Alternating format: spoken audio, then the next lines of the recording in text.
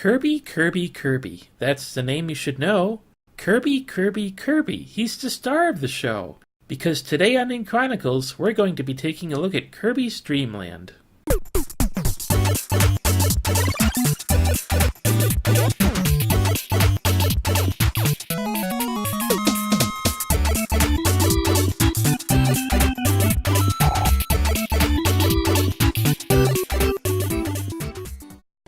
Kirby's Dream Land is a platformer developed by HAL Laboratory and released for the Game Boy in 1992.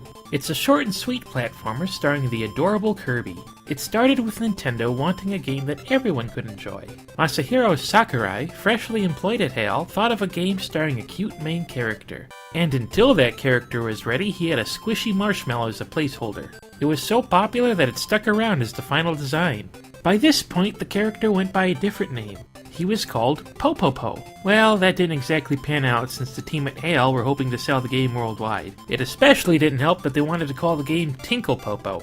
Alright, stop laughing. They really meant to say Twinkle Popo. After asking Nintendo of America what a more appealing name would be, they received a long list of suggestions. One that stood out among the rest was Kirby. Thinking it would be a nice callback to the lawyer that helped Nintendo in the 80s, John Kirby, the team went with it. And so, that's how everyone's favorite pink puffball came into being. Well, you wouldn't know he was pink just by looking at the game, or the box. Even most of the development team thought he was white, with Shigeru Miyamoto leaning on yellow. Sakurai had always envisioned Kirby as pink, and since he was in charge, everyone else just basically went along with it. Okay, now let's get to talking about the game already, huh? Kirby's Dream Land, also known as Kirby of the Stars, tells the story of the citizens of Dreamland, who rely on the sparkling stars to give them food and basically just live the good life. Then King Dedede comes in and just up and takes the sparkling stars, as well as pilfering everyone's entire food supply. He just robs everyone of their food, holy crap. Kirby decides he will be the one to go and bring back everyone's groceries. Unfortunately, Kirby just can't walk into the nearest Aldi's and make this all go away. Kirby's main power is to inhale air. Sometimes your enemies will be part of that air, and should that happen, you can spit them right back out at your other enemies. Watch out though, because there are some enemies that won't like it when you try to suck them up. If you're familiar with Kirby games at all, you might be surprised to find that his signature move of copying abilities isn't actually in this game. Sorry, it's just too soon for that. You can still swallow your enemies though, but it doesn't really do anything in this game. Kirby can also swallow air to hover. When you're ready to land, Kirby will exhale a puff of breath so powerful it has destructive capabilities. Take that, you apple! One of the bosses Kirby faces in this game is the pair Lololo and Lalala. These are actually characters from one of HAL's earlier games, Adventures of Lolo, also known as Agerland. These games involve these little circle people pushing around blocks and collecting hearts to solve a puzzle room. Geez, how cruel is it for HAL to just effectively kill off their previous adorable mascot with their new adorable mascot? As Kirby travels through Dreamland, he'll find some helpful items scattered about. These energy drinks, or more accurately pep brews, will restore some of his health. If you're in need of critical care, what you should look out for is the iconic Maxim tomato. Oh, no, wait, sorry. This is, a bag of magic food.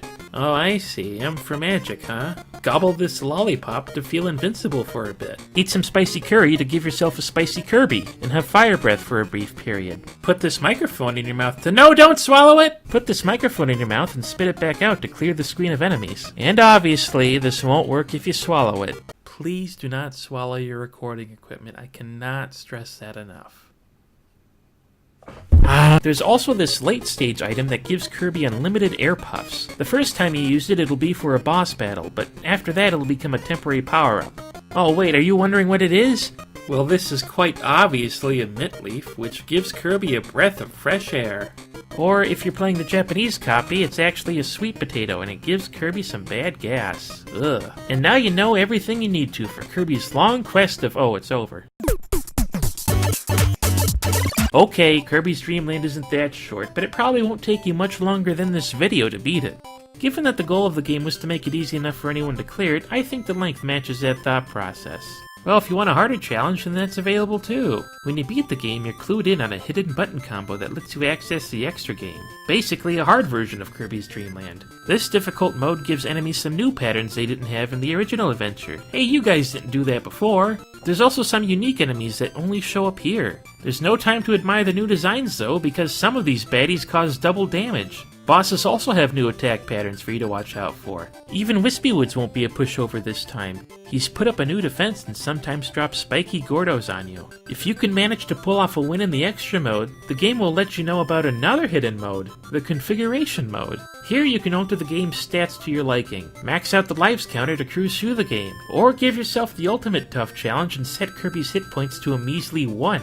This is also where the sound test is at if you want to just chill out and listen to some tunes. That about wraps up Kirby's Dream Land, the first of many adventures for little Kirby.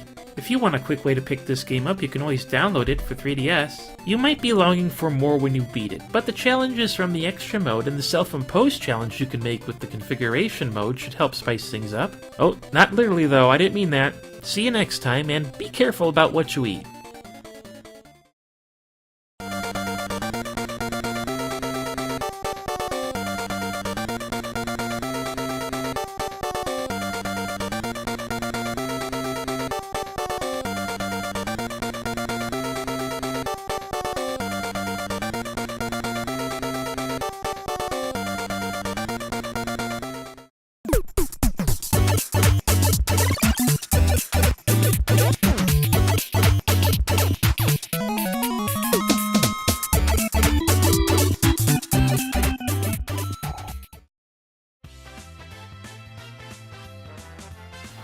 Hey Shane, guess what? What is it this time, Derek? Did you just try to kill me? Oh geez, Shane, this is really embarrassing. I didn't think you would actually, survive. You know the microphone power only works on the same screen as you. No, Shane, I'm really sorry, Shane. I didn't jump cutting between us. It's not gonna work. How about you get over on this screen, Shane, and I'll try it again, huh? Alright, no. Shane, come on, get on this screen. What's the worst that could happen? We're filming this on different days. I'm not even home right now. Oh, that's right.